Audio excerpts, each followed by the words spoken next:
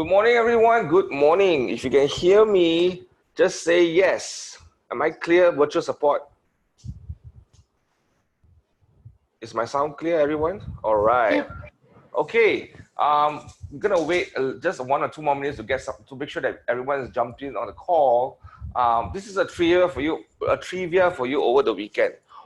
So far, since MCO has been in effect, almost 1 month plus, what are some of the things that you thought you couldn't do and you managed to do it? If you can, share that in the chat box. What are some of the things you thought you couldn't do during MCO and you managed to do it? Now, it doesn't have to be about business, it could be anything, right? Bake, what else? What are some of the things that you thought you could do, you could not do, but you did it? You thought you could not do, but you did it. Okay, somehow, Hilmi say he cooked. Shopping online, you couldn't do shopping online last time, that you could. Awesome, awesome. What else? Anyone else? Only 3 of us answer. What are some of the things that you thought you couldn't do during MCO and you managed to do it? What are those things? Yao Cha Kwai, okay. Arts tutorial on FB. Online Yam Cha. What else? Managed to do video wing and offer in the pipeline. Awesome, Jan. Cleaning the house. Okay. Anything else? It could be anything do to your life. Doesn't have to be about work. Finish reading a book a day. Wow, not bad, Leanne. Not bad. What else? Anyone else? Become family barber. It's a shop lot. Okay, anything else? Anyone else? Anyone else had anything that you thought you couldn't do and you managed to do it during MCO? I want to share with you. Would you want to know one of the things that I thought I couldn't do and I did it? Do you want to know? If you want to know, say yes. All right. This is a very simple thing. It sounds trivial to everyone. But one of the things that happened is there was one time when my wife was cooking curry laksa for the first time. And I thought if I could have some siham inside the curry laksa. Siham means kerang. If I can have some kerang or siham or cockles. And I thought I could never eat that during MCO. And lo and behold, I went to search online and I managed to find a supplier that could send me fresh siham, and it came last Friday. So that's one of the things that I thought I couldn't do, and I did it last Friday. Some of those moments, there you go. So if you want to know who's the supplier that can do that, wow, you call me. For 5 ringgit, I will let you know, okay? Just for our participants that's here today, can I find out from all of us here, those who are with Read Field right now, can you press 1? Those who are a guest, can you press 2? So that I can gauge, do we have guests in the house today, or how many guests we have? There you go. All right. Okay. Got a couple of guesses here, 3 or 4 guesses. Awesome. Well, for our guests, welcome on our event here today, or our session here today. Now, the Ask Me Anything session is something that we just started last week. And the goal is to really have a conversation and a time for us to have interaction. Now, some of you have sent me questions over the last week, just at the end of the weekend, and some of you have not. Now, if you have any questions here today, please feel free to write it in the chat box at any point in time. Our virtual support, who's at the background supporting this whole event, will be capturing it, and he or she will be sending it to me in a certain format here on my screen that I can see, and I will do my very best to try to answer those questions. Now, the theme or the focus for today is why agents fail. Now, it's not a very negative perspective, but I wanted to have this spot here where I could bring everyone to a perspective of trying to understand what are some of the pitfalls or some of the things that people have walked past in their journey in terms of their business, and have gone through certain hurdles that were not successful, and what are the lessons that we can learn. Now, one of my business coach tells me this all the time. He says that there's no such thing as failure. There's only lessons that we have yet to learn, right? So these are some of the things that I want to just have that conversation. It's not being negative, because sometimes we take that word failure and it kind of unlock a lot of potential traumatic experience or experience that we didn't like in our past. But I rest assured today, our intention here in this conversation is to ensure that we have a good opportunity to study what are some of the stuff that potentially people did that didn't help them to progress forward, and what are the lessons that they learn or I learn or we all learn together, right? So that's really the opportunity that I wanted to create, this environment and this tone here so that we all can have that conversation. Now, there's this question I want to go through right now, and are you guys ready to go? Are you guys, if you're ready to go, please type go. All right. Now, there's this very important question here that I have that I think I want to start off with, which I think is a very good start. I want to thank those who have been asking questions. Those who have not, your opportunity is here. Just key into the chat box. What defines an agent? They fail in their, how do you define an agent that has failed in their business? Is it no progress of building their business or building a good growth share tree, or is stagnant or low count of closing every month, or having other businesses besides real estate? Now, this is a very good question. Now, the definition of what do you think, or what defines how an agent, why an agent fail, or what is that failure in definition? Is it because not enough money? Is it because not closing deals or not being consistent, or whatever that may be? Now, if you ask me, potentially for me, and I don't think there is a standardization in what failure is, because I think it is a very subjective and a very personal point of view or perspective, because what is successful to me may not be successful for you.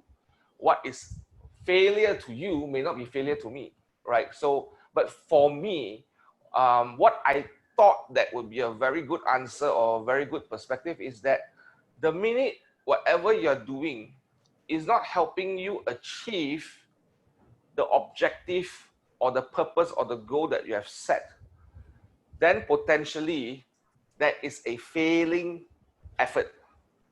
So whatever you are doing right now, whatever you are going through right now, whatever you are doing in your business, and I'm focusing on business right now, because life goals and family goals are all very subjective and different. Now, I'll focus on our conversation today is about business. But whatever that you are doing right now, it's not helping you hit your goals or helping you achieve what you want to achieve, then it is not progressing. Then it is not successful.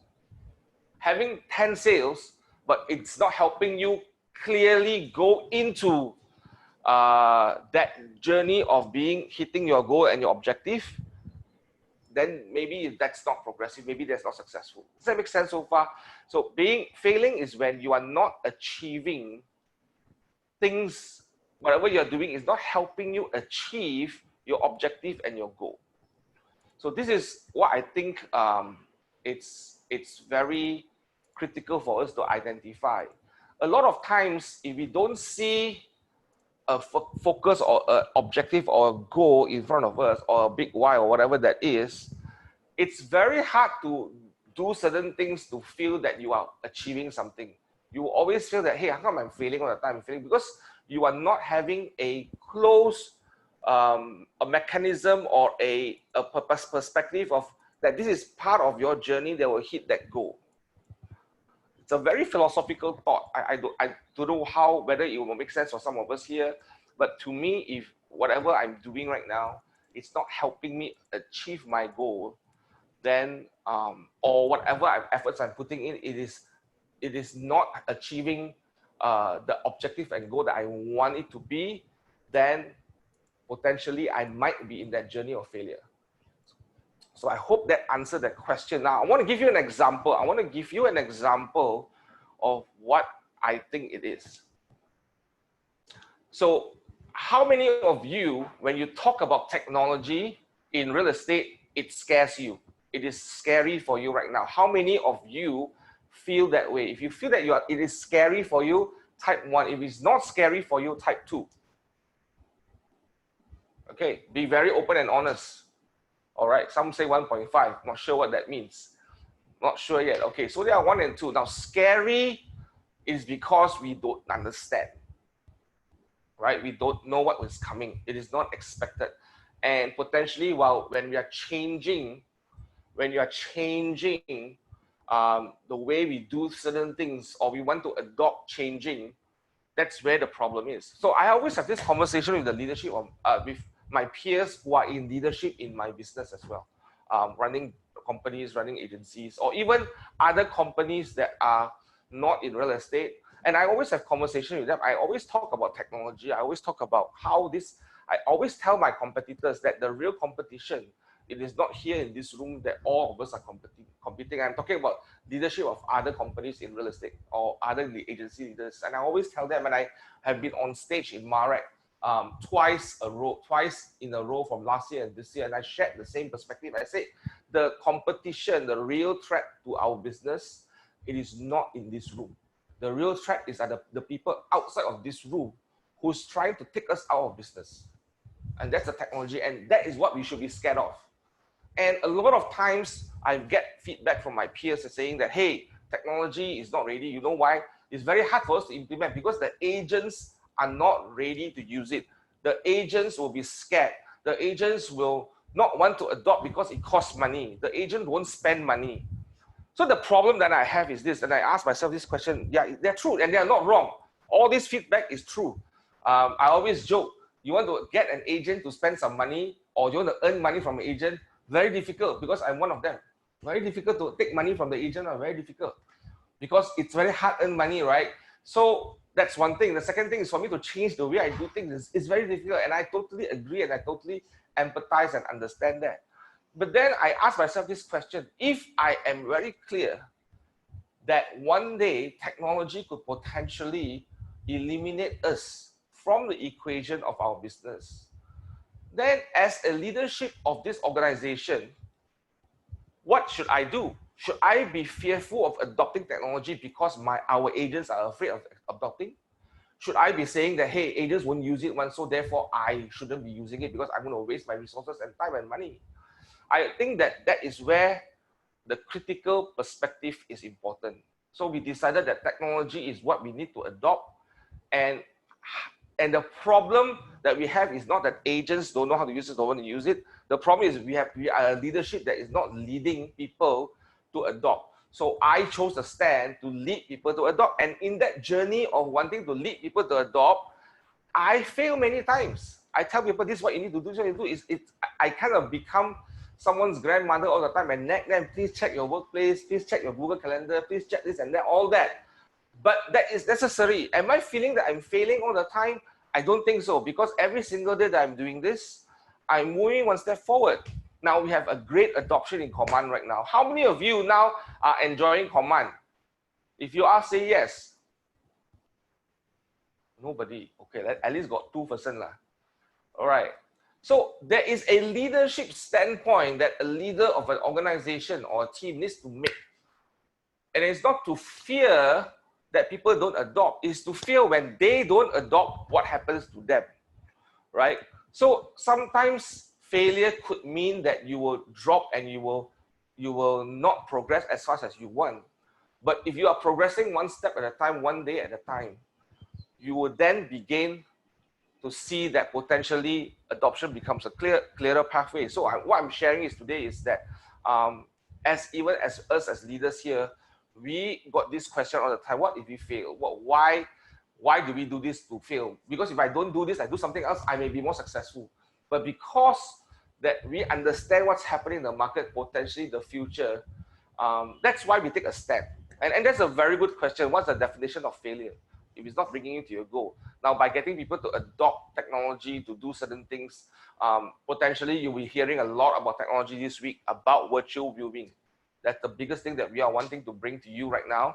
And when you do all those things, which everyone is not willing to do, it will look stupid on us for a while. It will look stupid on me when I go and tell my peers, guys, I'm going to do virtual viewing, I'm going to do technology, I'm going to be tech-enabled agent. They will laugh at me. And they did. But I think right now, due to the MCO, the technology advancement, the adoption for technology suddenly becomes higher, becomes necessary, becomes the new normal, right? So what I'm saying is this, that to answer the first question, failure is defined when it's not helping you hit your goal. I think so. That's my opinion. Okay, let's move on to the next question.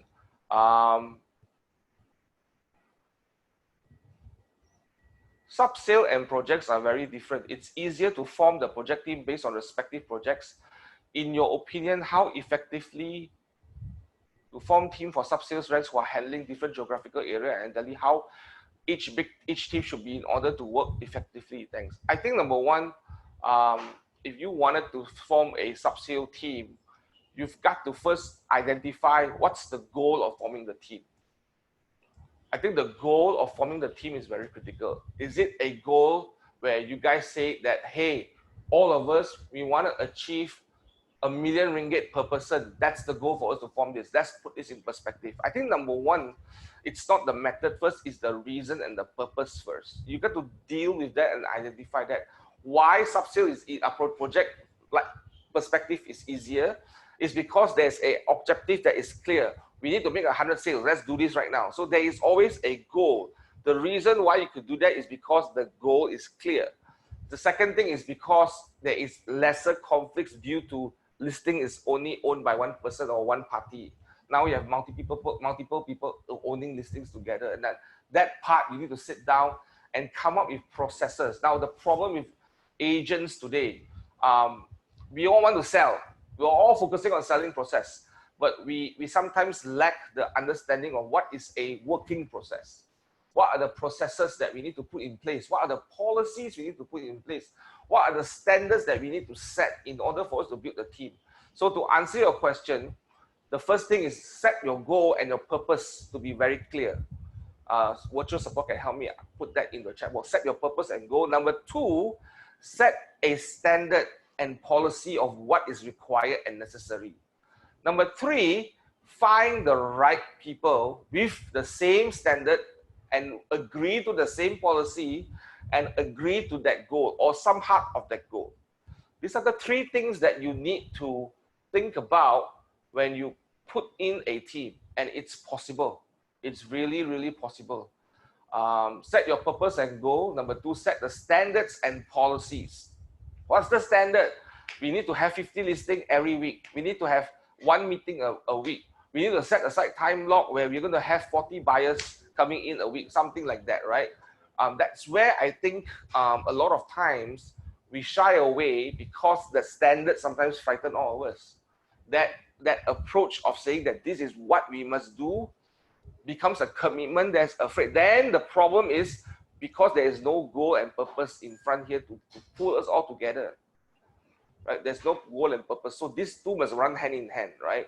The goal and purpose, the standards and policy, and the third thing, the right people that sees that culture of what you want to set. So there must be that culture. Unless these two things are not in place, the third person won't come because you are not telling them who they are, right? So that's the three things I think that will help you. That's a total new conversation that we can have on a virtual training already, right? There you go.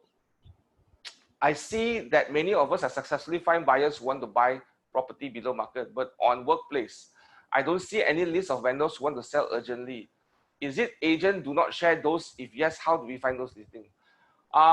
Now I cannot read people's mind, but I suspect potentially some of us may be living in fear. If I put this listing in, what if someone know what's this listing, then go undercut and all that. I feel that in today's world, I always have this policy. What is the win if I share, and what is the loss if I don't share? I would like to ask that question. What is the win for me if I put up my listings to let everyone know versus I don't share? What's the loss? And what's the win for me if I don't put up the listing? Because how many of you today require the listing to sell faster? Or how many of you think today you need to leverage on other people to sell your listing faster? If you agree with me, press 1. There you go. Now, if you know that, and potentially you're not doing that because you're afraid that someone might kind of hijack you or take advantage or whatever that is, who are not in culture and all that, right? What is the probability? You ask yourself this question. And I always have this rule of thumb. when I started this business, I remember in 2004 when I came in, I said, you know, everybody don't want to share their listing. Everybody call me and pretend to be an agent. Sorry, pretend to be a buyer or a seller, try to fish information for me. And I make a conscious decision back then is that whatever I do, right, I cannot stop another person to behave what he want to behave. But if I stop myself from sharing, I am limiting my opportunity. I am one step away from my goal. So I make a conscious decision. I say this: if someone wants to undercut me or cheat me or whatever, he or she can only do it once, because the second time I won't talk to her anymore or won't talk to him anymore. That's it. You can only be conned and cheated by the same person one time. Now, the second time is when you allow it to happen, because you tell that person, right? So don't work with him or don't work with her. But there are so many other people in our family and even outside of our family that is ready and willing to work in culture with us.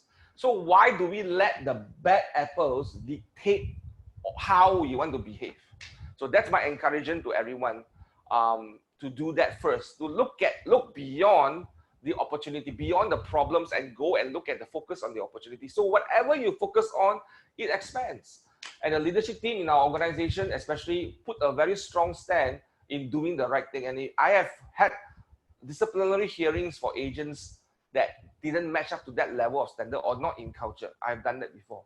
So if that is the case, we would initiate certain actions, and we have done it before, right?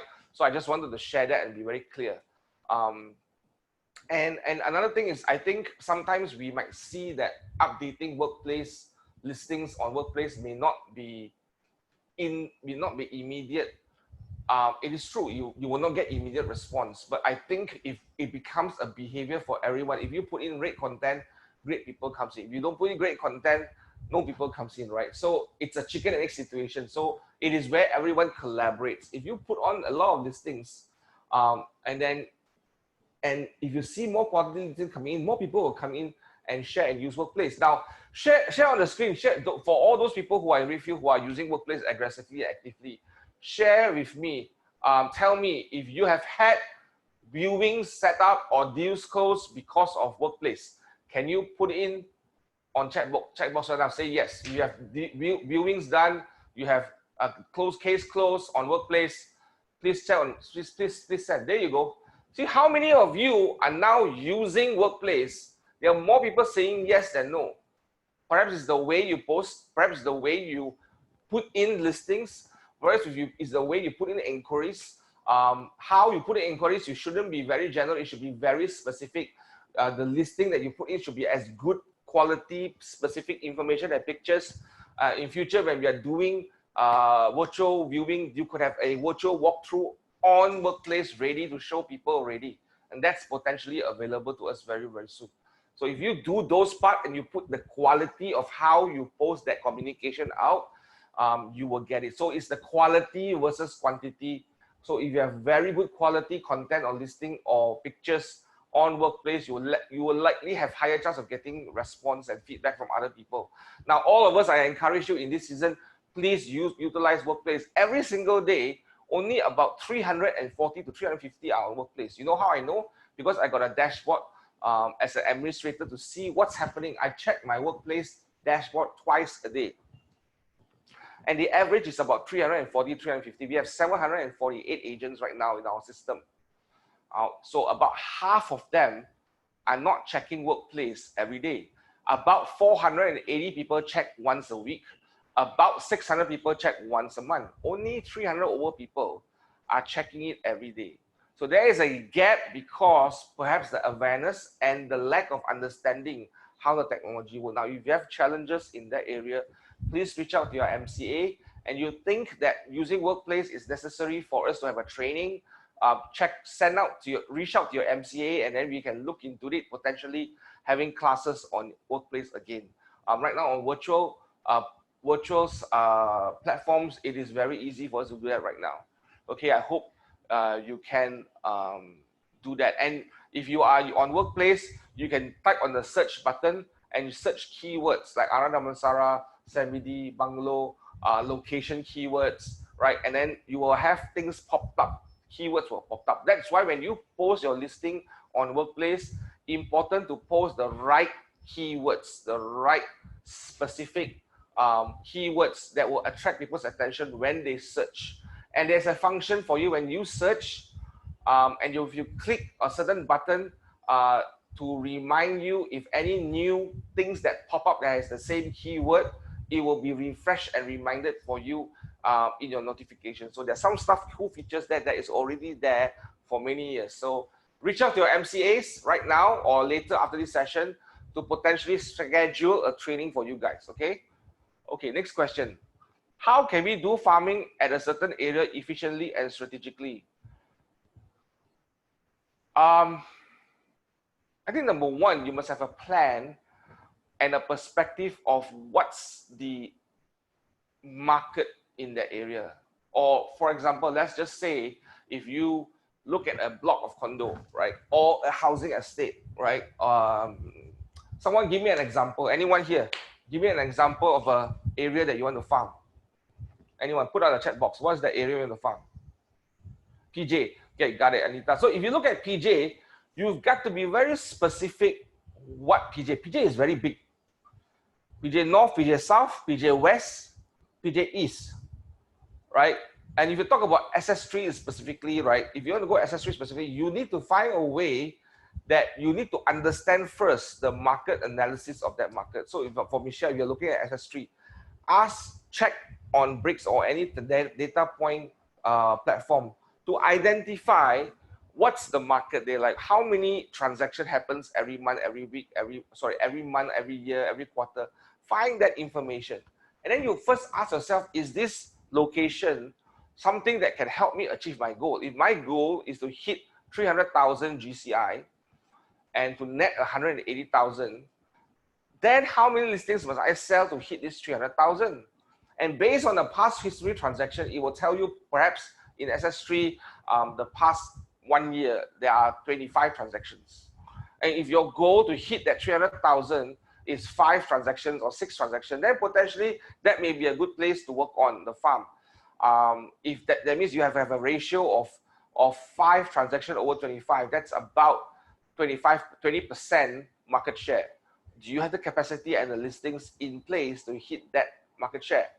When you understand those numbers, then you start looking at, okay, what must I do? What are my activities that I must do in order to generate the amount of listings and in order to generate the amount of appointments that will give me that 5 sales to hit my goal? I think the economic model is the fundamental key that will lead us to generate the whole thing. So a lot of people go into the farm and say, I want to conquer and be number one.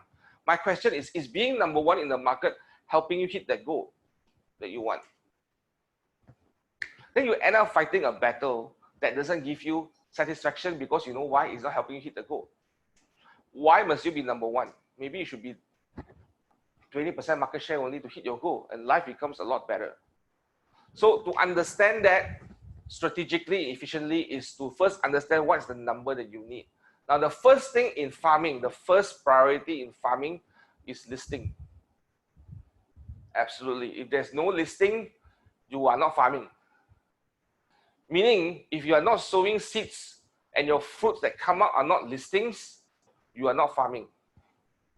So getting listings is your number one objective and your goal in farming.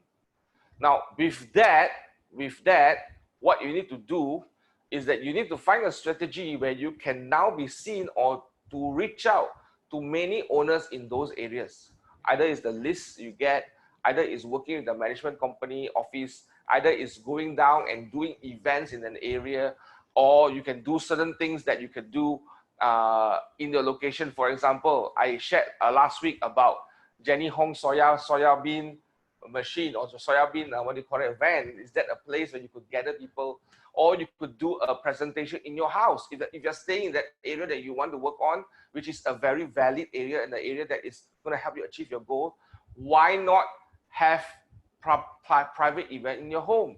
Have conversation, organize event for the community. Doesn't mean that it's about property. Organize event for what do you call that, recycling, or organize event for talks on how to bring up children right now in this season of MCO. Organize session on how can you be a better parent.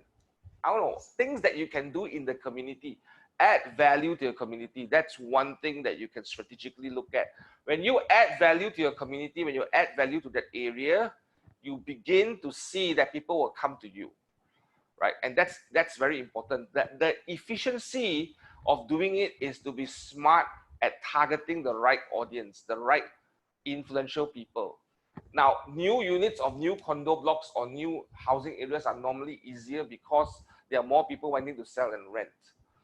So that strategy is very straightforward. It's just making the phone calls, getting people to use it, getting people to call you and list with you. That's easy. But it's when you go into areas like SS3, SS2, SS4, those are very established areas and there are many competitors there. So you need to find a way to add value first and then work with them.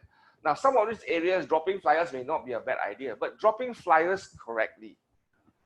Ask them, can I be someone that will offer you consultation on your property? Or you can gather them in an event. I'm organizing an event right now and it's sponsored by CIMB Bank. They want to talk about how to help you secure more financing for your property or secure financing for personal loans for cash flow right now. So these are some of the things that you can go and do in those locations. But the challenge is it is not the natural thing to do. It is the unnatural thing. So do things that many people are not willing to do. That's when you bring value to the marketplace. I hope I answered that question. What do you think of residential and commercial real estate with this COVID-19?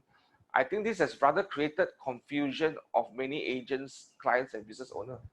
Well, you are absolutely right. Now, I'm not sure. See, I'm a bit confused by your question also. What do you mean? Are you saying that confusing is because you don't know where the market is heading? Is the market going up? Is the market going down? Is that what you meant by confusing? Whoever that asked this question, can you help me clarify? Your confusion is due to you're not sure where the market is heading, or the confusion is due to you are not clear about anything. So I need to understand. Is there anyone that can clarify that question for me? Now, I'm assuming you are saying that everyone don't know where the market is. Absolutely. This is something that no one else have experienced before in their current lifetime. No one else. Nobody is going to know. Nobody is going to tell. Whoever can tell you they know what's happening, they don't. They don't.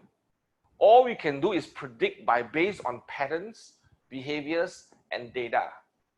What's the data right now? If I do a survey with all our buyers right now and you ask them, are you looking to buy property with discount or you're willing to pay market value? I can almost tell you potentially, maybe people will say, I want to buy under value. I want to buy below market value.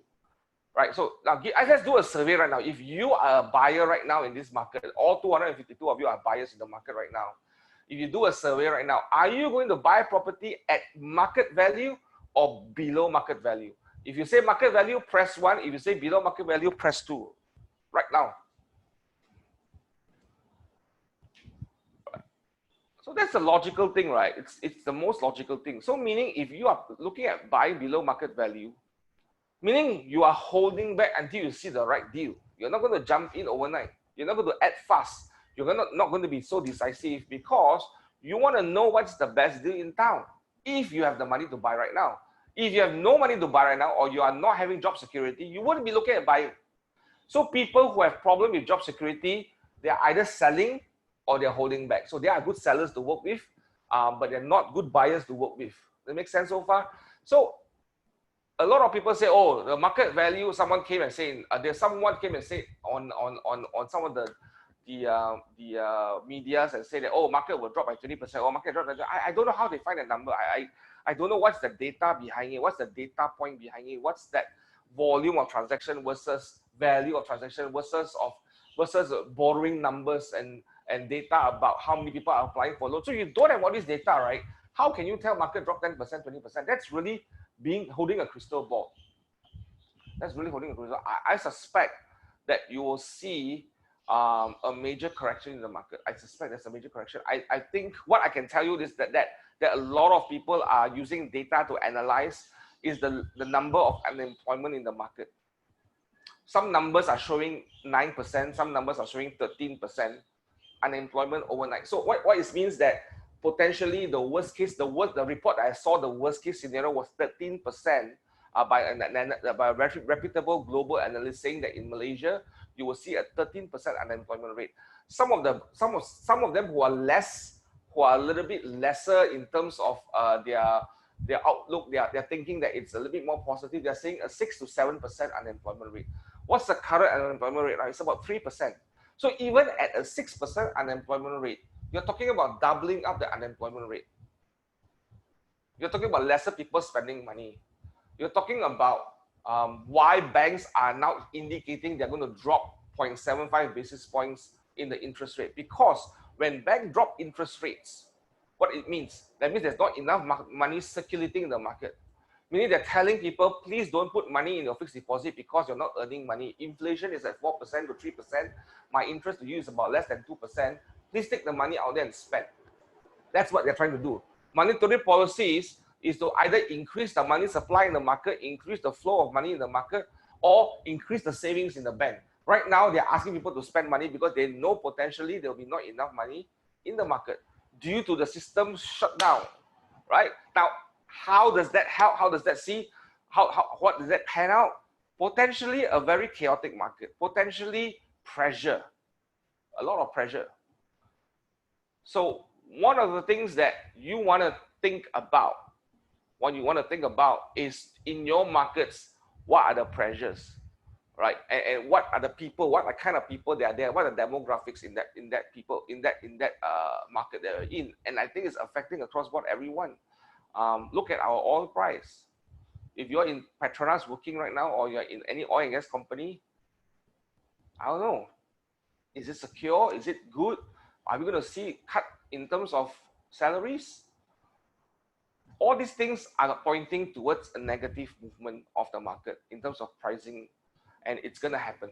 It's going to happen because we are in a recession and potentially in a very quick downshift recession, meaning that the drop is a very sharp drop, right?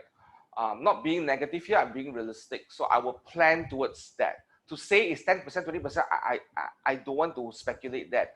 I want to ask people right now, what are you willing to pay? How much are you willing to pay? What is a good deal for you right now that you think you are willing to move on? That's the market. The market is determined by willing buyer, willing seller. That's the market. You got to, in order for you to know the market, is not sitting at home and looking at YouTube and say a few things. It is about understanding in your market what's a willing buyer and willing seller. Now, if you have a property in Mont Kiara, for example, and those who are doing Mont Kiara, you know this. If you have a property in, let's say, Residency 22, anyone tell me what's the Residency 22 trading right now per square feet right now? ESF, what is Residency 22 selling per square feet right now? Anyone? Elaine or Brandon, you are there, can you share? 800, 900 per square feet, there you go. Now, if I drop this 10% to 810, Brandon, do you have buyers ready? There you go. Do I need to drop 20%? I don't think so. Do I need to drop 30%? Absolutely, I don't think so. So in the market, it's very different. Every market is very different. So you need to know your market.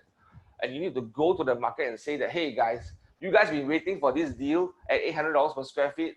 And the last time was traded was 2 years ago. And now we are back to 2 years low. What are you waiting for? Because you know the market, right?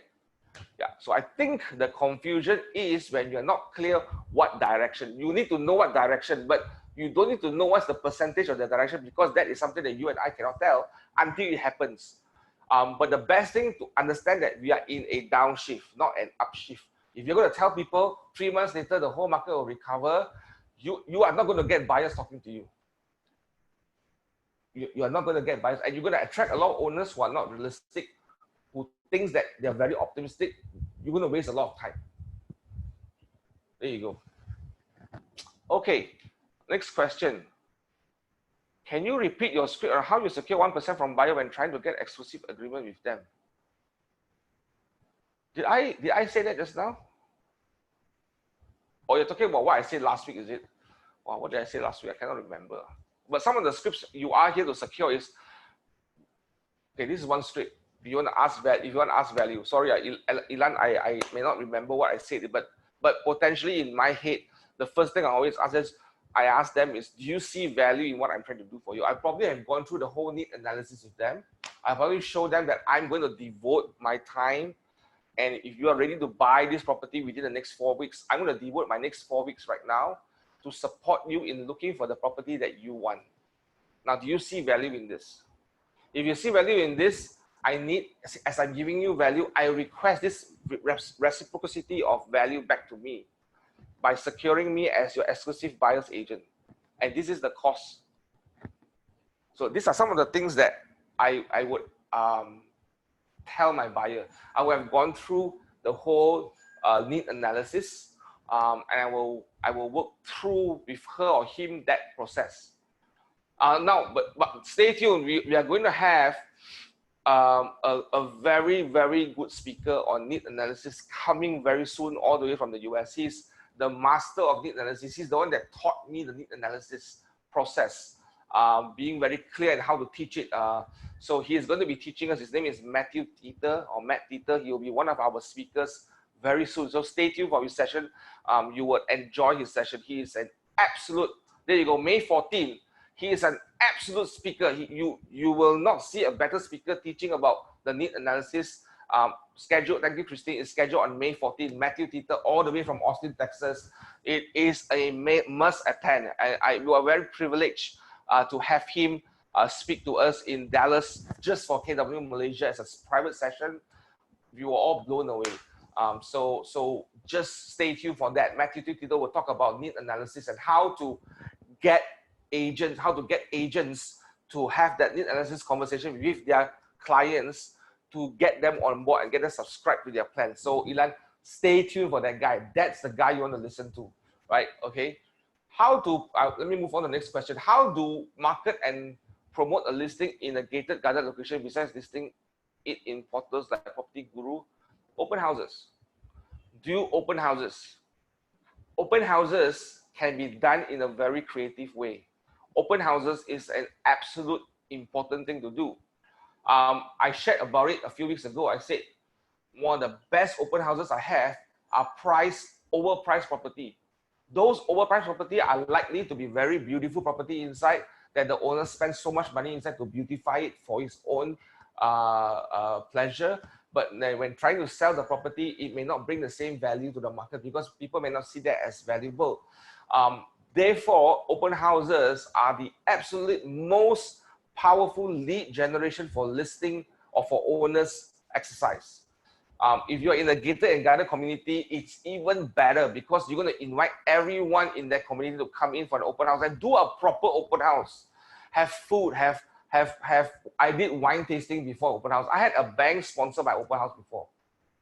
Do those things. Those are the things that could potentially garner a lot of curiosity because everybody in that street would like to see why this joker is selling his house 30% higher than my house.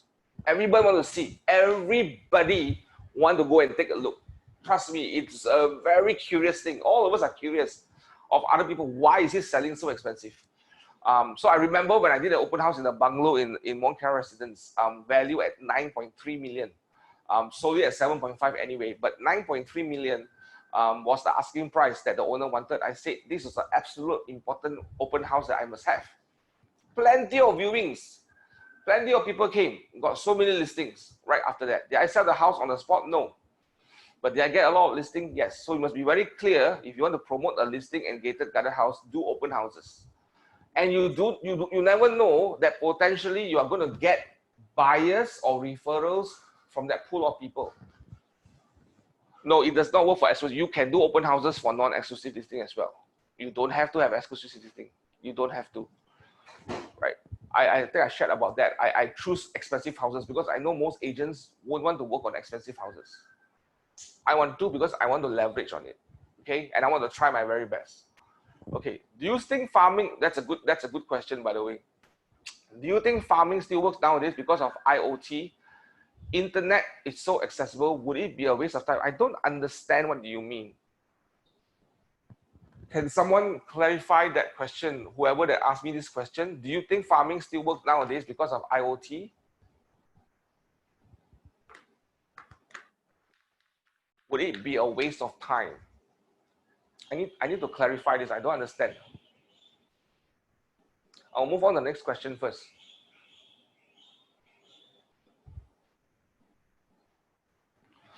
When a client gives a referral to others to sell, buy, or rent, oh, do you think we should diversify our listing instead?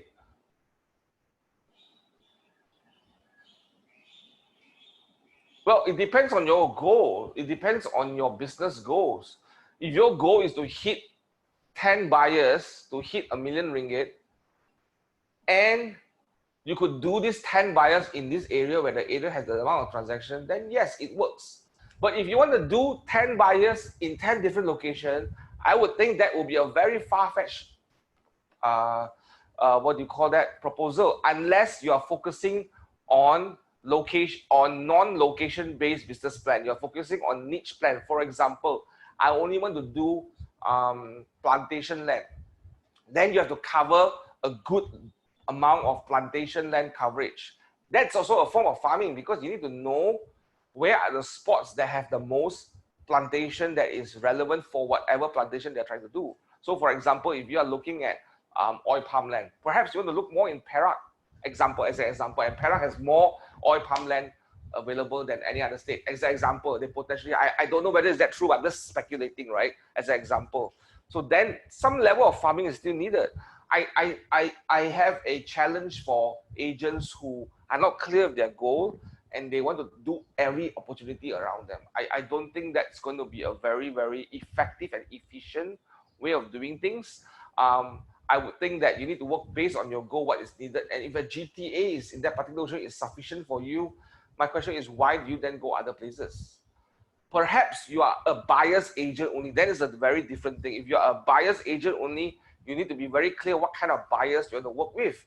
And there is that level of farming for leads, right? If you are a buyer's agent for the high-end luxury market, for example, in the US, I think we're trying to get a speaker by the name of Jason Abrams. I don't know whether you have confirmed him or not. He used to only serve NFL and NBA players in the US.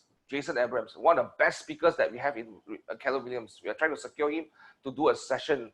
He only focused on that. He will fly the clients from Atlanta to California to whatever. He only focused on basketball and football players in the US. So there is a very clear niche. There's a very clear focus, right? So diversification too much is not a very good approach unless you want to grow bigger and bigger and bigger and bigger. Then you talk about expansion, right? So that's the answer from my perspective. Okay. When a client gives you a referral to others to sell, rent, or buy, the client wants a cut from every transaction from the agent's fee. Well, have an agreement with them. Hey, for all the database or the leads that you're giving me, every single transaction, we agree on a 10% or 20%. So have that agreement upfront with the client. I think you can work with your MCAs in the market center to work this out. There's probably some approach and some documentation that you want to do to work that works. Okay, next question. Can you elaborate on 5x5 method that other speakers shared? After 3 months of touching a client once a month, do you move to another client, or do you do this to the same client throughout the year? Well, it's your approach. Some people might say that, hey, I only want to talk to someone after 3 months, I don't talk to him anymore. Then instead of doing a 5x5, you might want to do something called 3 touch points or 12 touch points and just do an automated follow-up on your smart plan. Just birthday greetings, what do you call that? Raya greetings, or all the festive season greetings, and 1 or 2 information about property to them for the next whole year.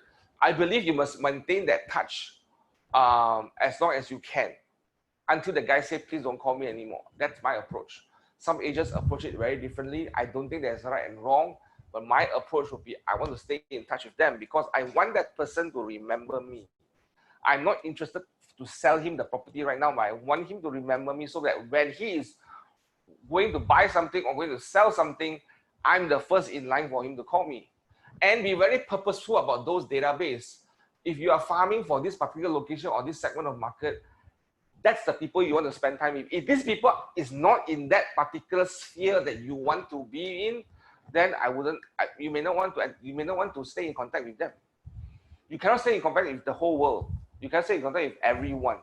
But you can stay in contact with purposeful people that you want to stay in contact with. Be clear who you want to build a relationship with. You cannot build a relationship with everyone, right? If you want to do, for example, only Damansara Heights, or if you want to do only Cheras Batu Sembilan, or if you want to focus on Sungai Long, only Sungai Long in that particular taman or in that particular housing estate, then make sure that these are the people you talk to all the time. Then the rest that comes in, if it's not relevant to your business, maybe don't follow up with them. Focus on your inner sphere first and then build it out. And then bring those outer spheres closer to your inner sphere, right? You got to think strategically from a database perspective. Okay.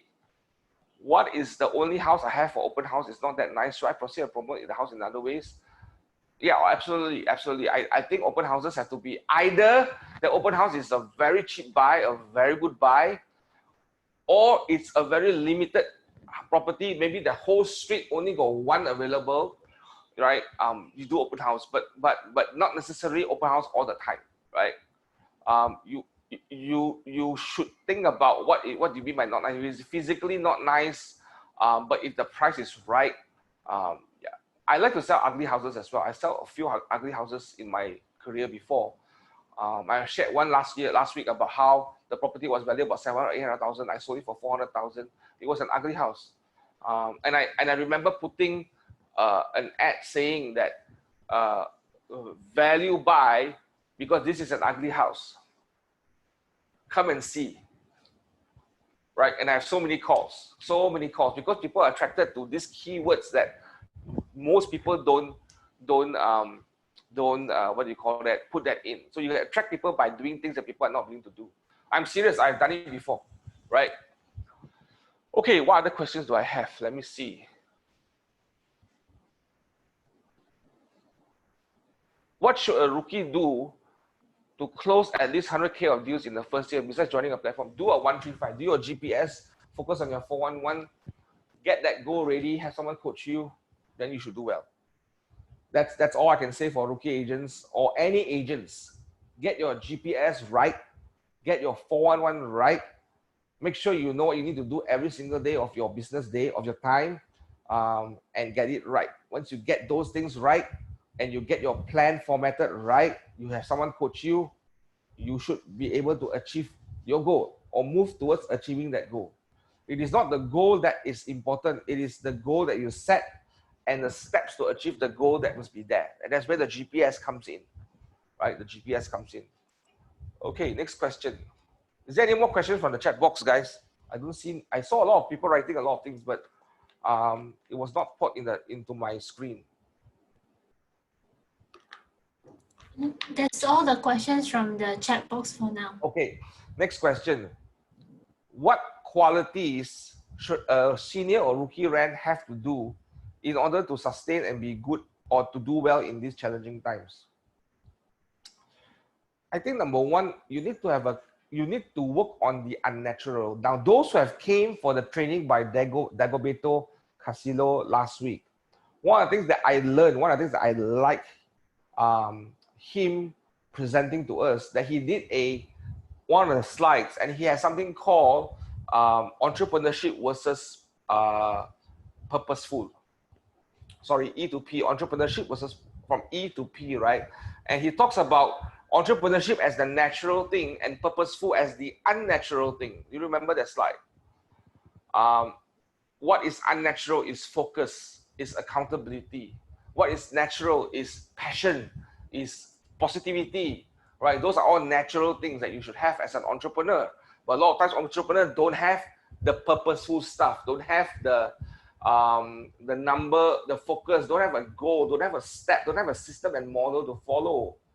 This is when you see the difference. I think in this season, the unnatural is more important than the natural. When I mean more important, maybe I should rephrase. The unnatural is what you should focus more then the natural. The natural is in the natural because the unnatural somehow affect the natural. I guarantee if you put on your time block and you keep calling all buyers and sellers every single day up to the end of MCO, you suddenly become unnaturally natural. And you become more positive because you're talking to more people and you suddenly find being more purposeful, you will find more buyers and sellers. Now, how many of you, when you find more buyers and sellers ready to go and ready have interest to do business with you right now, you feel more positive? If you feel more positive and people tell you that I'm interested or I have interest, how many of you feel more positive? If you feel more positive, please write positive. Just write positive. There you go. There you go.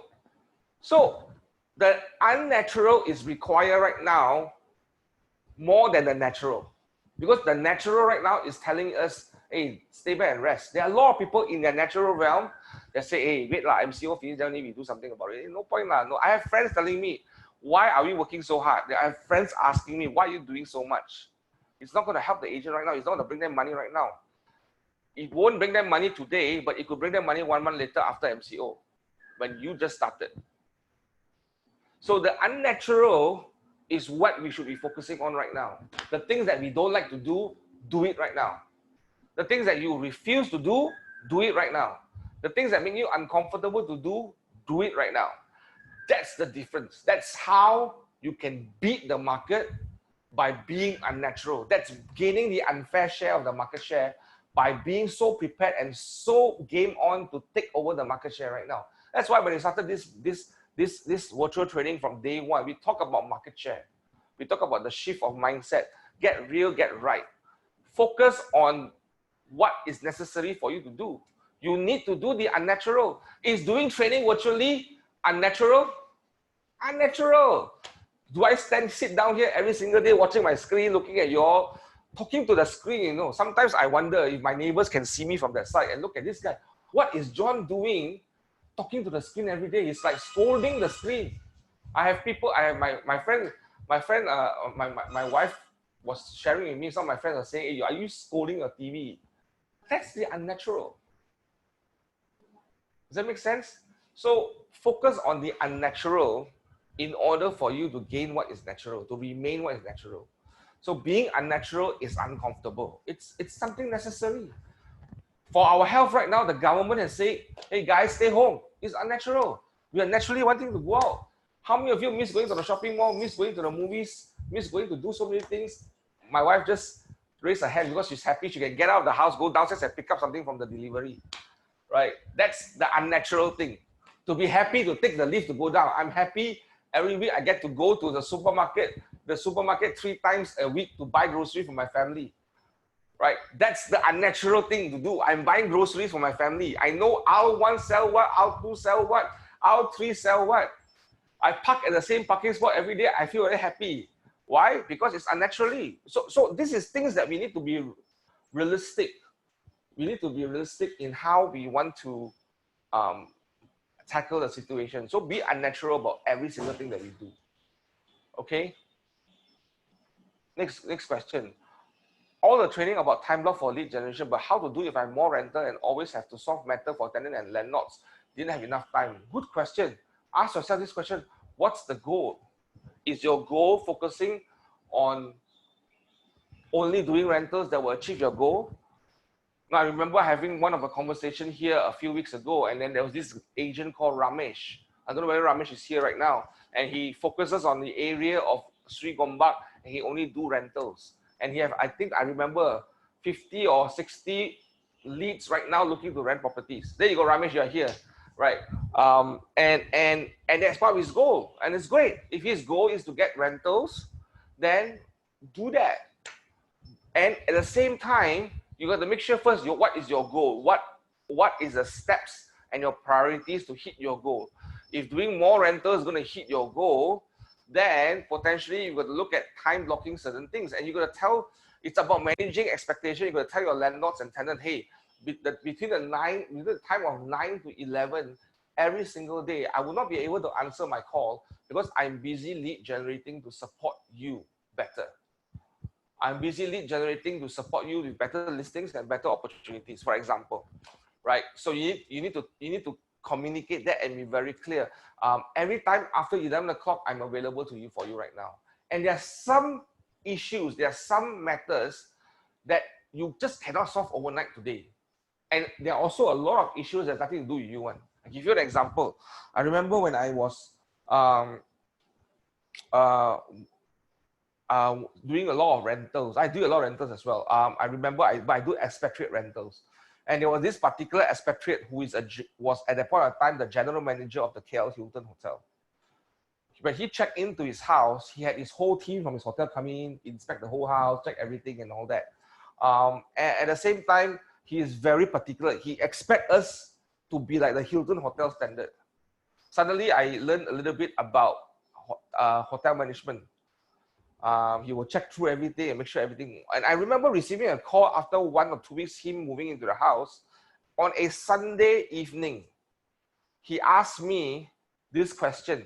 Called me about 10 o'clock at night or 11 or 9 o'clock at night. He said, Jonathan, my master bedroom water heater is not working. I need you to fix it right now. Guess how I answer him?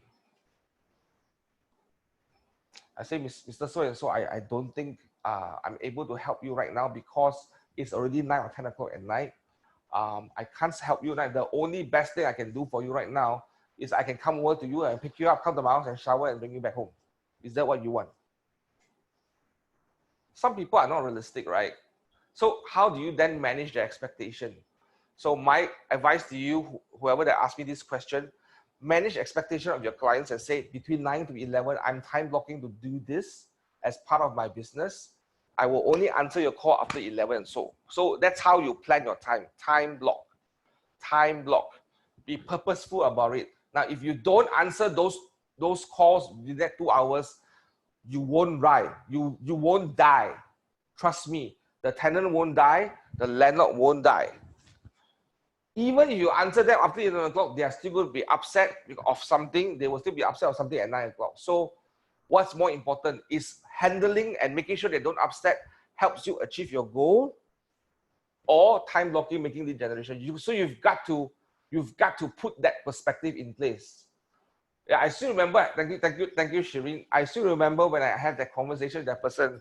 He was stunned. He was very upset with me the next day. I said, I expect this to sort it out right now. I said, I'm sorry. I don't have your standards like Hilton Hotel.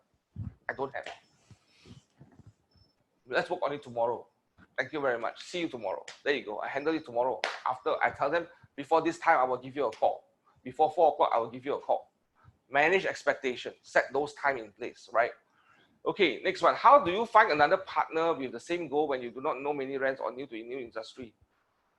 Talk to more people. You have 248 people right now. Ask them who wants to be your partner, who wants to be your accountability partner. Speak to many people. Talk, engage, come into meetings, come into trainings, do masterminds. Talk to many people until you come to a point you find the right people. And if you put in effort intentionally, if that's one of your priorities, maybe you should lead generate for a partner to be accountable. There you go. How to manage and focus if I want to do a particular project and do sub-sale and farming at my locality. Can I do well by sailing on 2 boats? Well, if it's part of your goal, be clear. What is the allocation of time and effort and to your goal? If selling this particular project, I only want to sell 5 units in this project because it will give me 30% of my goal. Then go back to your GPS, your economic model, and 80% of my business is all going to be doing all those things in my location as farming. So if you know that you have this clarity of what you want to achieve from both sides, then you work a plan towards it. Maybe for this project, I only want to sell 5 because by selling 5, it gives me 50% of my goal, for example. So work your time frame to just find 5 buyers.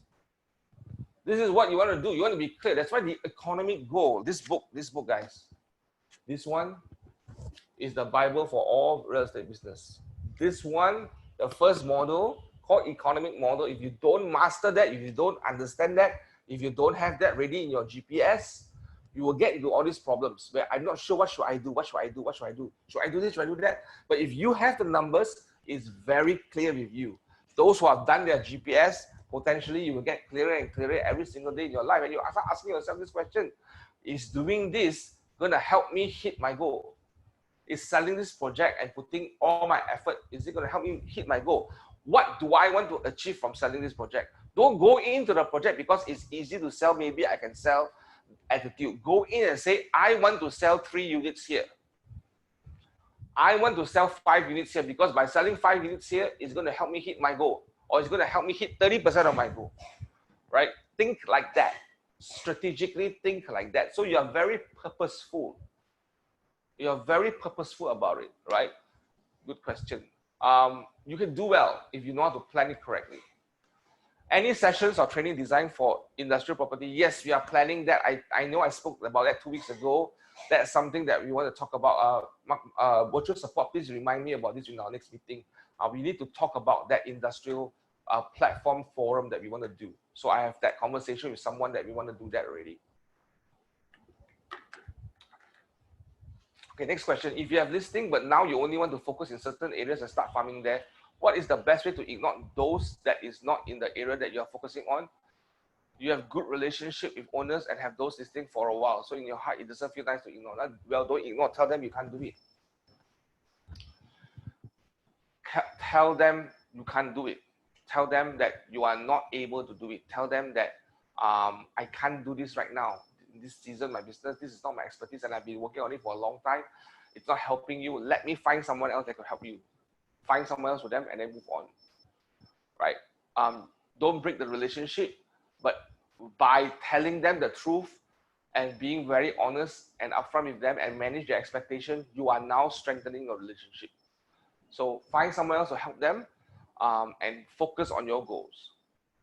Okay, next question. During the process of moving to another development in order to achieve our goal, higher commission, how long should we continue serving our existing landlords or tenants? Well, have a transition plan. In your head, you let yourself know that maybe I'm going to move 40% of my efforts to this particular new area that I want to focus on, and 60% is still going to be here. And manage the expectation. Maybe by a certain kind of time, I'm not going to do new cases here. I'm going to move all the way here. There is a transition time roadmap that you need to fix and have, right? Some people have a longer transition. Some people have a shorter transition. It really depends on your business. But have that roadmap say that, by 2021 March, for example, I want to be 80% here and 20% here. And then 2022 is 100% there, right? So that's probably what you want to work on, a timeline map to see when are you going to transit. Then you will know a plan behind it. Notice that CGI is unable to complete sales and rental combo goals. Yes, you're absolutely right. So we are waiting and see opportunities that will be ready in command. Hopefully by this year, that's when you have more detailed application to how you want to compute this. But you can still compute this inside your own GPS worksheet, right? There's a GPS worksheet or a CGI worksheet that we can forward to you on Excel sheet.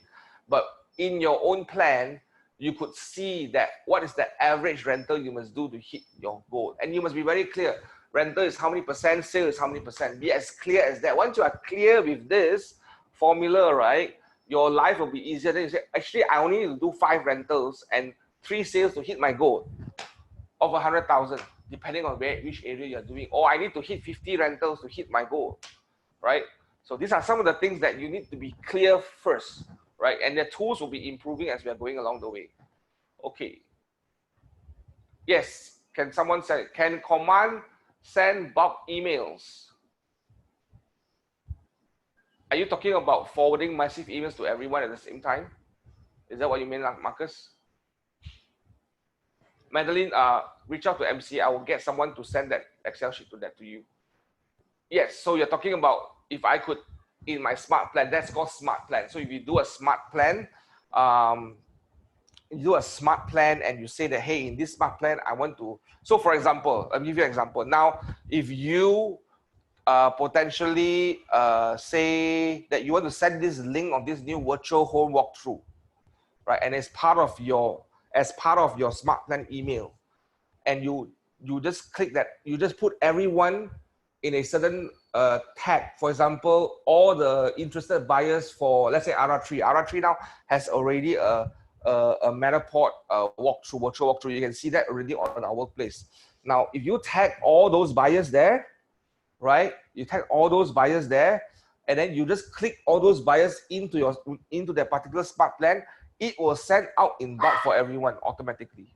Those that you have tagged and added them into the smart plan. For email, yes. To answer your question, yes. Marcus can confirm that with me also. But yes, Marcus as in Marcus Park. If he's on this call, then yes, you can potentially send out all those emails. You can use MailChimp, or there's something called command email. Command email is free for the first 5,000 emails per month. All KW associates around the world, if you use command email as your main email provider, it is free for the first 5,000 emails you send out per month. If you're using MailChimp, then yes, you have to do a subscription. But if you're using command email, it's free for 5,000 emails per month. I hope that answered your question, Marcus. Okay. You could link that Gmail to your account. I believe you can link. I think there's a sync for Gmail. I don't think there's a sync for Hotmail yet right now. But I think there's a sync for Gmail. And as long as in your command email, you write in what email that you want to send out from, it will send out from that particular email. That's a link that you have to do to connect your command email to your particular email. Right? Even if you put in your KW email, it would work from there. Hotmail, I'm not sure, but I know KW email, they are all in Gmail or in G Suite. There is no smart plan Excel sheet. There is just an Excel sheet for the CGI calculator. There is no Excel sheet for smart plan, just to clarify any. Okay. Can we send SMS or WhatsApp integrate to our phone? We are trying out SMS right now. It comes from a third-party provider called Twilio. So in that, it is possible through Twilio, but it's a generic automated phone number that is sending out. So in that message, potentially you have to put in your contact and your data, your information that is together with the message, so that when they reply, they can click on that number or they can click on you so that you will get that reply. Right, so that's something that we're working on right now. It's in labs right now in Malaysia, but we have done that before. Okay, next question. Yeah, Twilio is very cheap. It's bulk and it's very, very cheap. I think it's 0.01 cent per message or something like that. So you could buy for $5 or $10 US dollars. There are some of the small investments that you have to put in for Twilio. WhatsApp integration right now is still in the process because Twilio also have a WhatsApp integration. So we are now trying to fact find and fine tune with KW in the US to see how can we integrate WhatsApp together with that as well. That's in process. I find sending SMS and WhatsApp no longer efficient. Any creative way we can do it, or special text we can put to sellers? Well, it depends on what you want to achieve. It depends on what is the conversation that you want to have. Are you looking for listing? You got to be very specific. For example, hey, Mr. Owner, my name is this and this. My name is Jonathan from Brieffield. I have now potentially the ability to create your listing that will give you a virtual walkthrough. Would you be interested to look at this?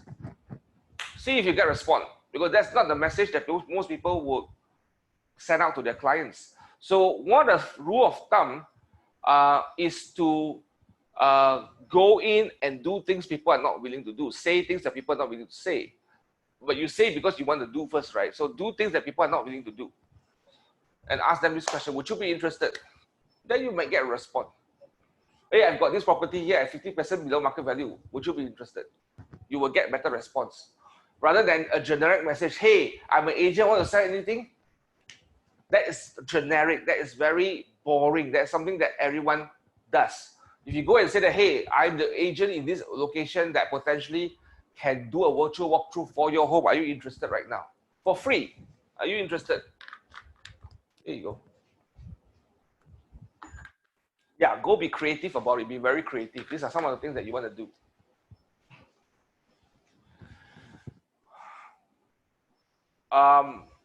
Marcus is asking question again. Let me just quickly follow up because the follow. Can you add in plugging into command? What do you mean by? Are you talking about third-party apps, Marcus?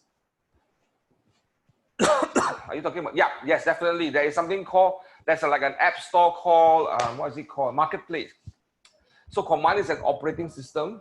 There is a marketplace or an app store where third parties put in their stuff there that you can subscribe and you get discount by being a KW associate. So yes, there is always going to be apps. So I'm tasked in Malaysia to look at potential partners that could be in that app store or that marketplace. Yes, you can link with third-party apps like Zapier, like PieSync, yeah, all these other third-party apps. You can definitely look. You can definitely look in. We can definitely do that. So DocuSign, for example, is already in that third-party app, right? Cool. For sub-sale, what can we do now when receiving inquiries from buyers that are interested on certain properties? Is keep touch base to them so that we can always have them in their mind. Once MCO listed, we can prioritize prospect viewing. Yes, you can. That inquiries from property group. I've observed the adverts from local agents.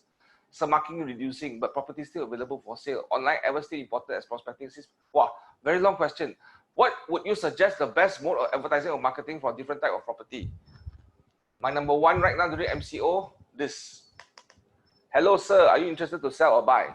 What do you have? Can we arrange a Zoom call? Can we do a virtual viewing? Can you show them something? I think if Suzanne is on the call from Emerge, she just closed another deal over the weekend. I suspect she went through a virtual viewing with the buyer through that particular platform of Call Metapod and show that whole virtual viewing and have a few conversations. I suspect that's what happened. Those are things that you can do. Send them information, have conversation, know what they want, do the need analysis, prioritize their needs, and then get them on the list of appointments, right? These are some of the things that you need to work with right now.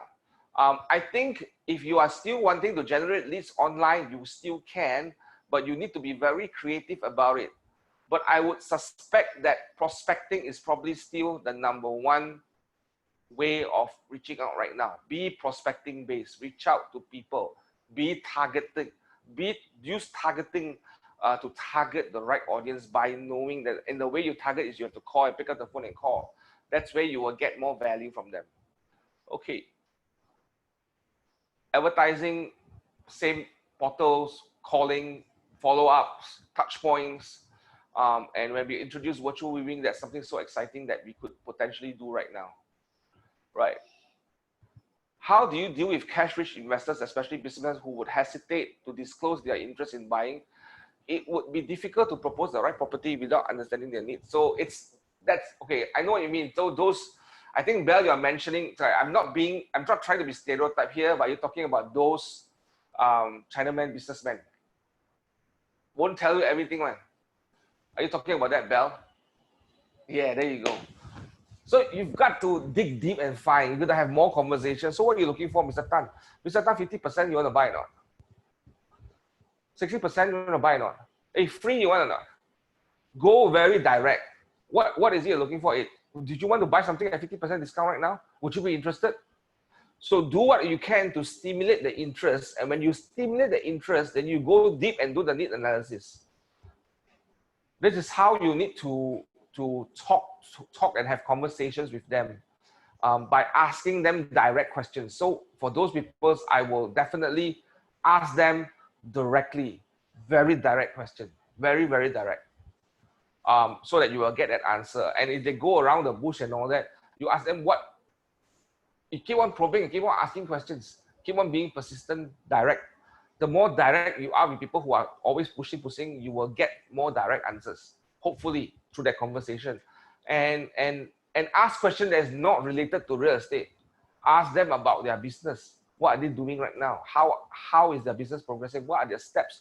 Hey, this one thing I learned. Hey, Mr. Tan, I look up to you a lot. I really do. And I think you are an absolute good example of who I want to be in business. Can I spend some time with you and you coach me? Can you spend some time with me to tell me some of the things that you're doing right now? How do you allocate money for asset? How do you allocate money for marketing in your business? How can you do your business so well and still be profitable? What are the things that you do? Now, when you go in there and learn from him, potentially you will learn about him. then you know potentially what kind of people, what kind of person he is in terms of making decisions. There's no right or wrong. There's no good and bad. Do not judge your clients, but try to understand where they are. And there are some potentially they will tell you certain stories, and you ask some of your stories that you have done before in your previous. And those successful Chinamen, they will tell you their success story. They will tell you generally, they will spend some time telling you a lot of success stories that they had. I want to learn from you. Please tell me, 想當年發生咩事? You got to get the conversation ready. Maybe you'll probe by going through that conversation. Maybe you can probe more. Hopefully, that's helpful for you. That's what I would have done, right? Yes, we do have KW UK. We have get in touch with your market center administrator, or get in touch with Christine Ong from the regional office. She will then channel the right request to the right person in KW UK. Ben Taylor is the OP there. I'm in contact with him all the time. So there you go. Marcus is not free SMS, it's free emails. You have got to check. I can't remember what's the cost, but it's not a lot of money. It's a few dollars more. So check. It's emails. Check. And you go to Twilio. Twilio would have their own plans. Go to Twilio.org. Twilio. I think Twilio. Yeah. Google Twilio. What's the next question that I have? Did I miss out any question?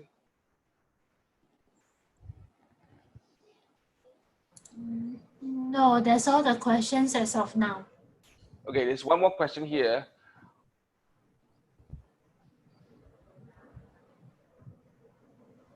What are some of the traits of successful behaviors you notice in what refill rents are doing right now? Well, I think what I notice is there's a shift of behavior. A lot of us are now more prospecting based. Some of you are changing because of the trainings that we are doing, because of the awareness and because of the situation that we are in. We are changing to be more prospecting based. Right? How many of you are more prospecting based right now? If you're from refill, type 1. There you go.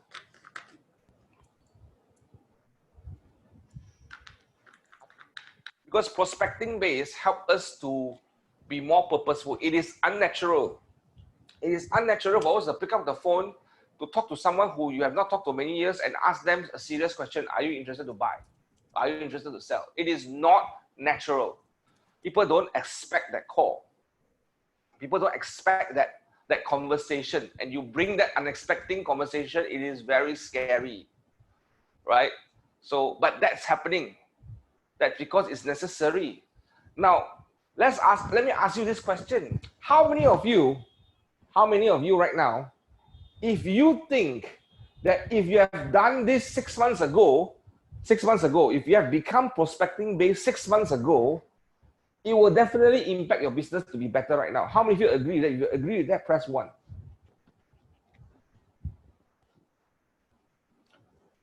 There you go. Sometimes we need a certain crisis to change perspective. Sometimes we need a certain things to happen in our lives because you are more aggressive, right? Aggression comes from action, right? And you are more purposeful, you are more targeted, you are more into it, right? So that's when things change. While waiting, before that we were marketing based, we were waiting for things to happen.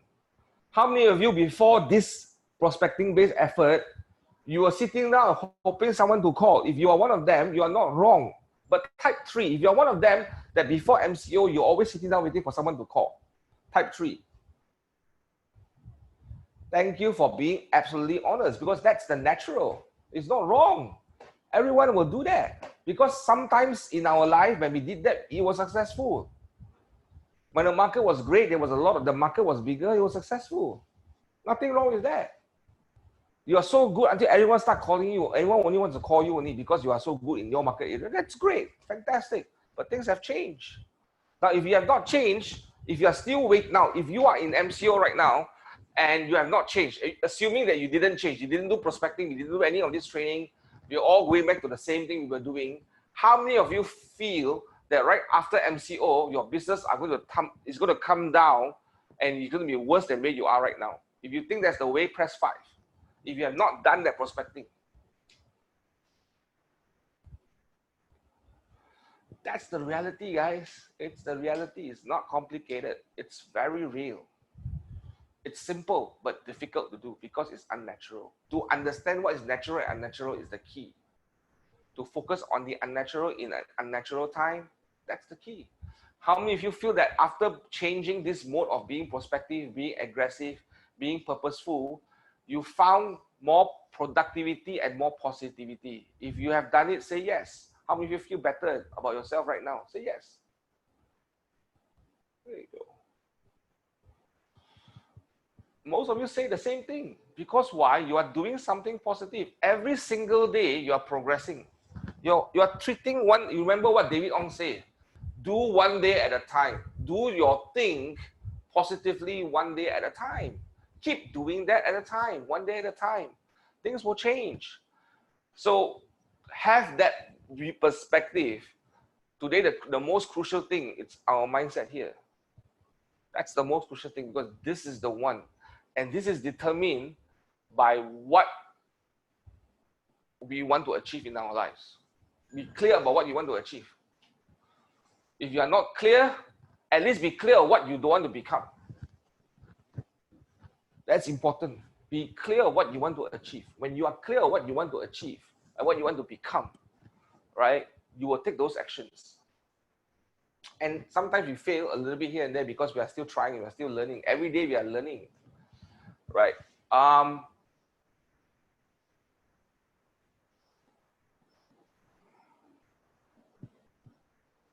That's a very good question. Can someone copy that question for me? The art of war. 知己知彼. The art of war is to know your opponent and to know yourself. Can someone print that screen out for me in the chat box? The agent whose COA would before likely aim to farm in the same area too. There you go. Okay, this is a good question. This is a very good question. I like Sun Tzu Art of War. So when you're asking me Sun Tzu Art of War, you have just triggered my curiosity and my interest. It's good for growth share and company expansion. The art of war knowing opponent to win agent will CO before likely to aim the farm. Will this be the case of letting opponents know our ways are overtaking us?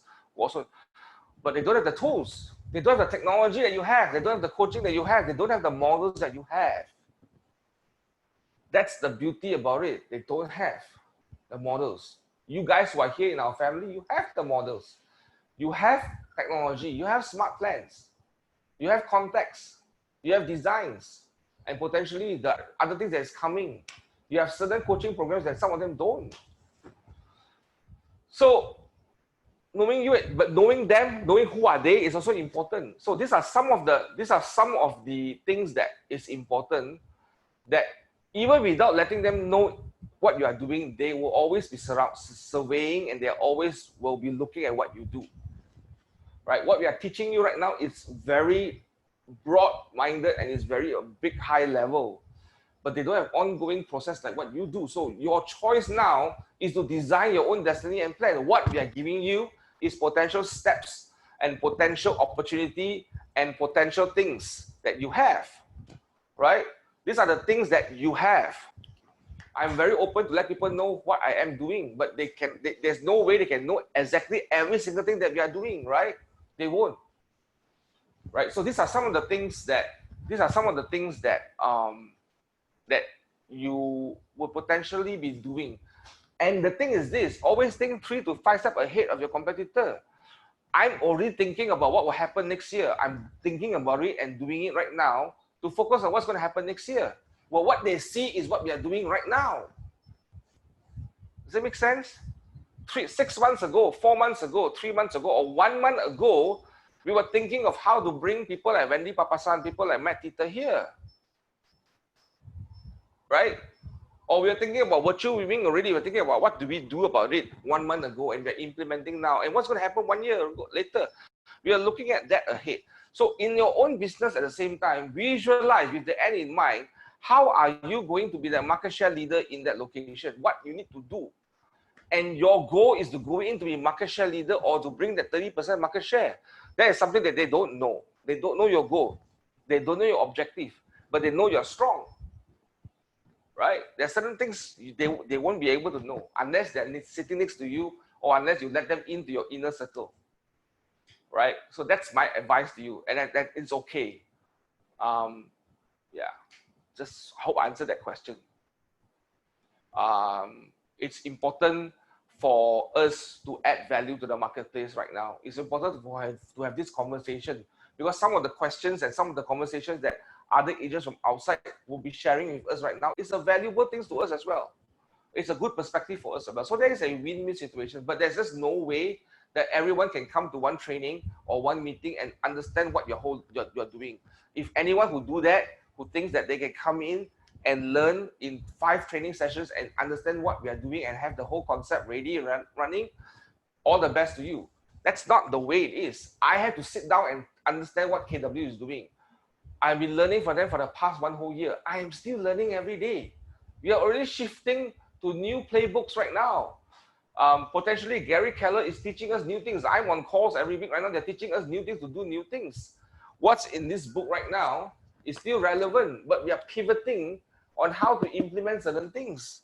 And some of the things that Command is going on is changing. I'm not telling the whole world. Does it make sense so far? So these are some of the things that we need to be doing anyway.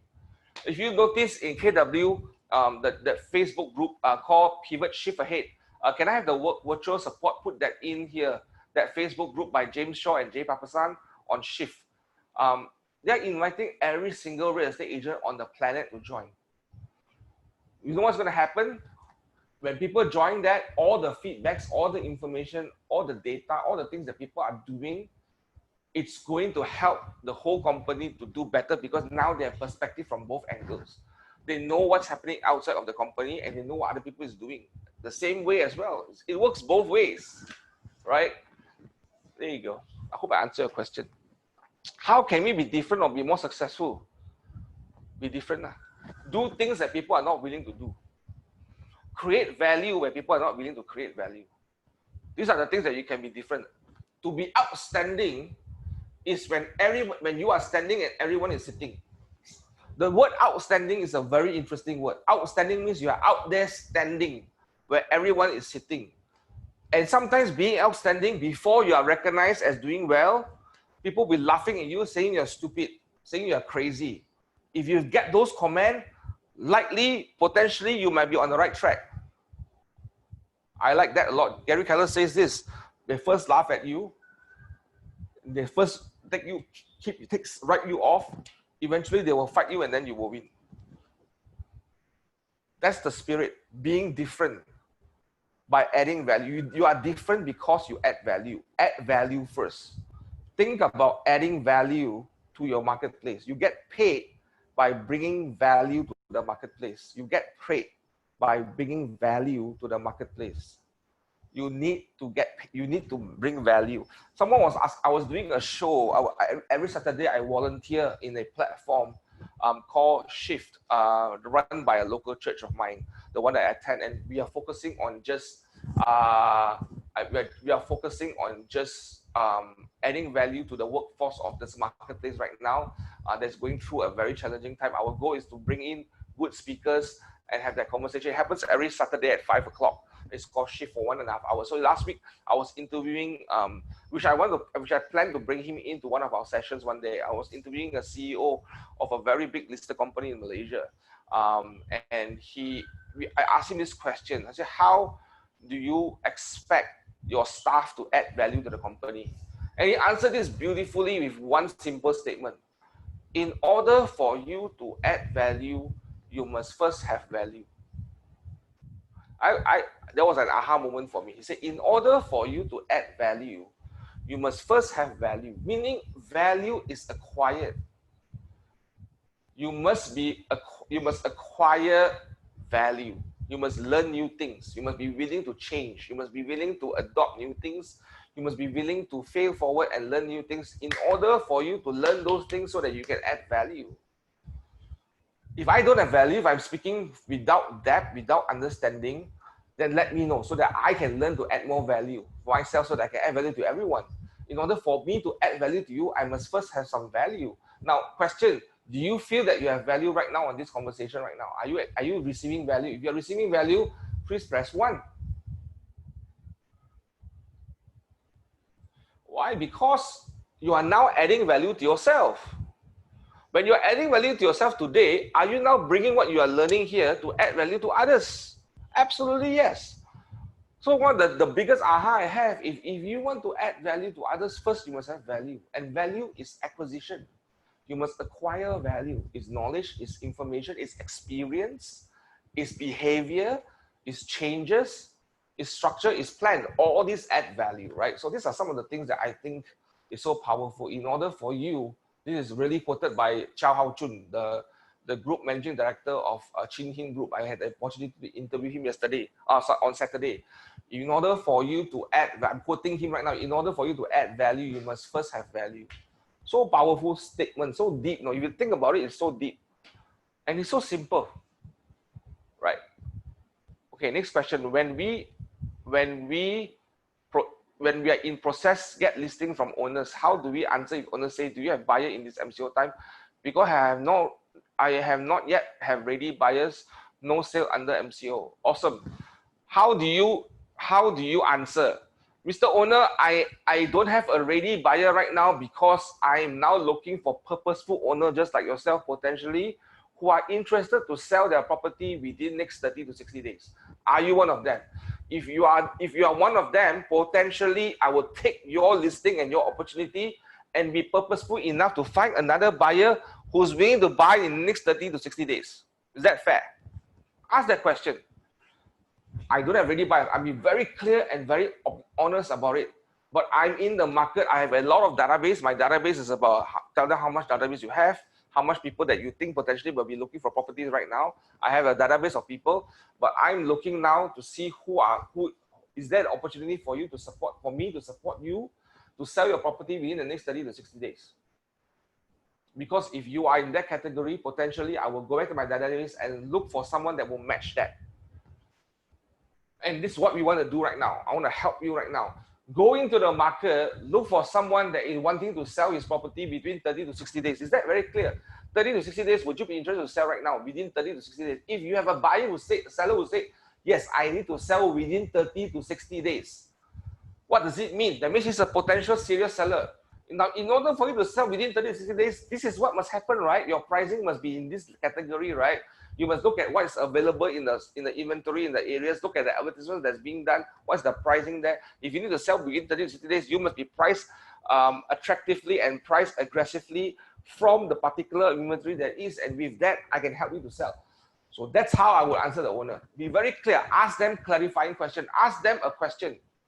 Are you interested to sell within 30 to 60 days? Then potentially I will go into my database and look for one for you right now.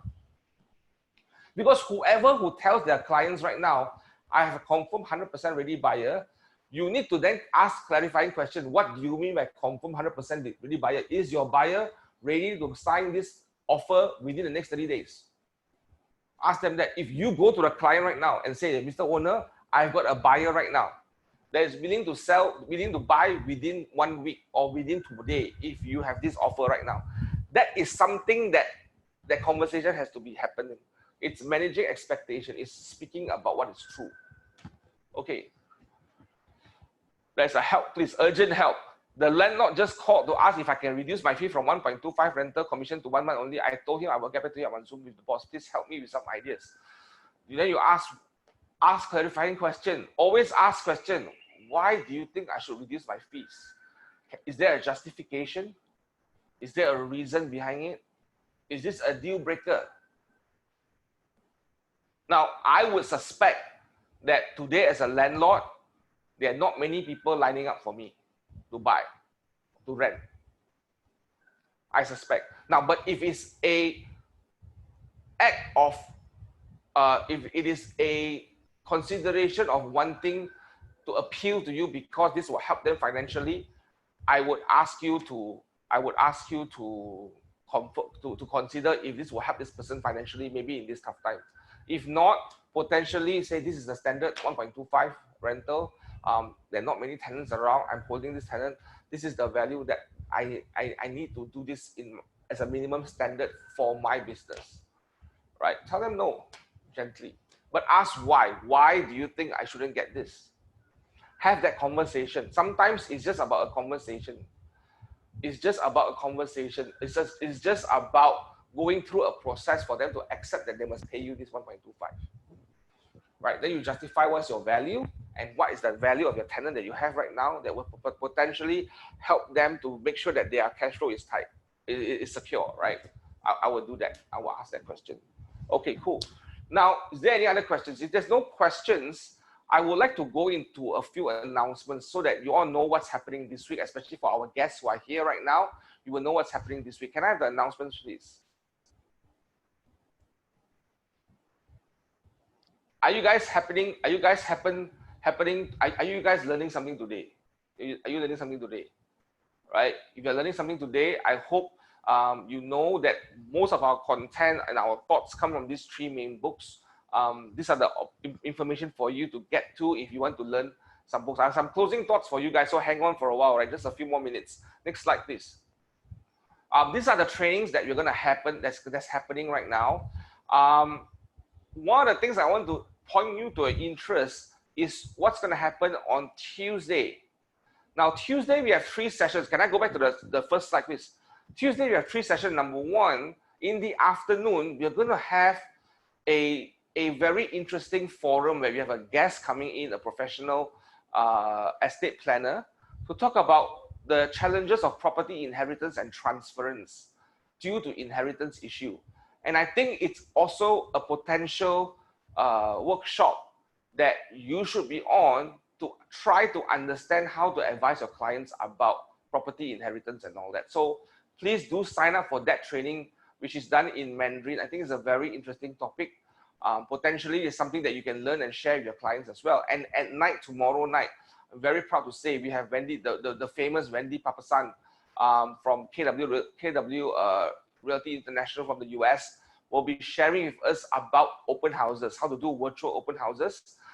Absolutely must go to session. We will be making some announcements here about our approach and our direction in rolling out virtual open houses technology very soon. Sorry, not very soon, but tomorrow itself. We'll be doing some announcements and will help some of our agents here who are willing to adopt virtual open houses to their business. You need to potentially come for this session, right? This is a very important session. Next slide, please. Now, if you feel, especially for guests, if you feel that we have added value to you in your training for the past few weeks, I would ask all of us here to consider contributing to this support fund for rents across the nation. We are doing a campaign right now called Rent Support Fund for our Rate Day. Rate Day is a day where on the 14th of May, all over the world, all Keller Williams regions around the world will be doing something for their communities. And we have decided this year for the KW Malaysia to do support for the rent community of Malaysia. Now we have about 20,000 rents in Malaysia right now. And I believe some of them are going through very tough times. So what we are planning to do is to raise 100,000 and to support each family 300 ringgit and disperse that as soon as possible. I was told that we have raised already about 5,000 to 6,000 ringgit as of this morning, and we have 3 families that's reached out to us to ask for help. So we are dispersing to 2 families today. I want to thank those who are supporting us. I want to thank those who are thinking of supporting us as well. Support this event, support this particular endeavor. Please forward this to as many people as you can. I have friends from other companies already pouring in money to support us. I'm very grateful and thankful to them as well. So please try our best to help those people. I think a lot of rents today are struggling. Now, if you are a rent in Malaysia with a valid rent tag, if you think that this 300 ringgit will support you for your family in this season, please reach out to us and ask and talk to these 3 names that's on the screen here right now. Talk to them, speak to them. We are accepting rents from everyone. Now, this is not a business decision. This is a conscious social responsibility that this company has taken steps to help people in need right now. And we are focusing on agents, registered estate negotiator right now. Okay, next slide, please. Okay, if there's no more slides, can I come back to the screen? Now, what are some of the ahas that you're getting from this session today? Can you please share on the chat box? What are some of the ahas that you're getting from this session today? Any ahas? Please share your ahas in the chat box.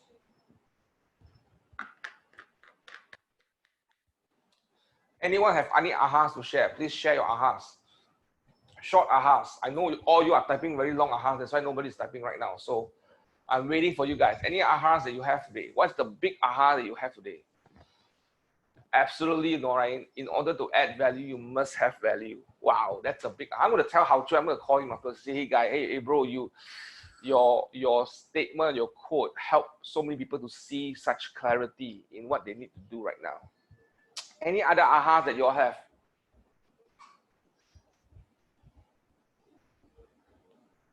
Do the unnatural. Focus on GPS. Doing things that is uncomfortable. Absolutely, your goal. Absolutely. Ask client to share his, time block, be different. Importance of economic model to create strategy. Absolutely. Get out of the comfort zone. Absolutely.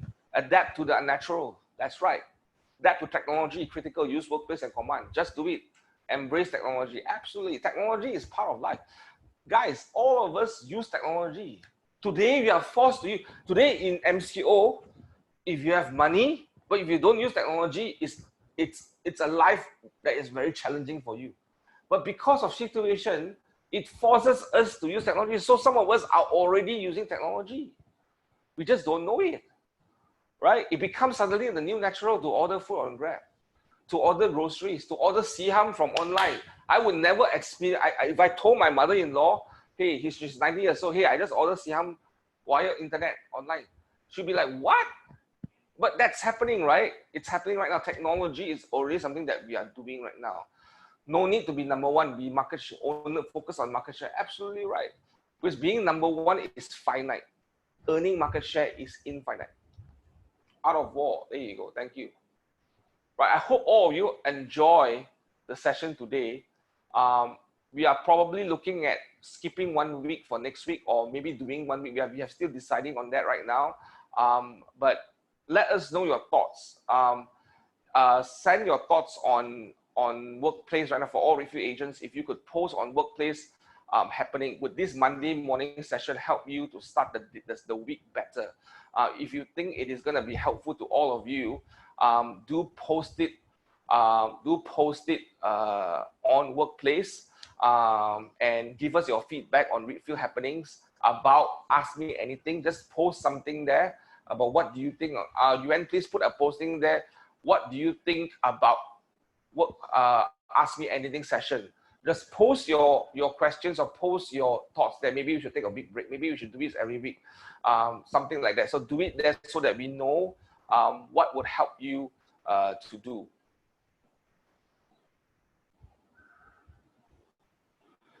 Lily have a very good question about, yes, I would initiate conversation and ask them to see if they're a win-win situation. Absolutely, yes. Ask them, this is the right time to add value. Ask them to have conversation with their landlords, make that Zoom call and be them the mediator and say that time is tough. Is there a way we could come to an agreement? Now, all the landlords that I have, that I work with right now in terms of our businesses, we have negotiated reduction all across board. Actually all of them agreed to reduction, right? So it's the quantum, right? So work on the quantum, right? Thank you very much, guys. Have a good lunch. I will see you guys next training, right? Have a good one. See you all. Bye.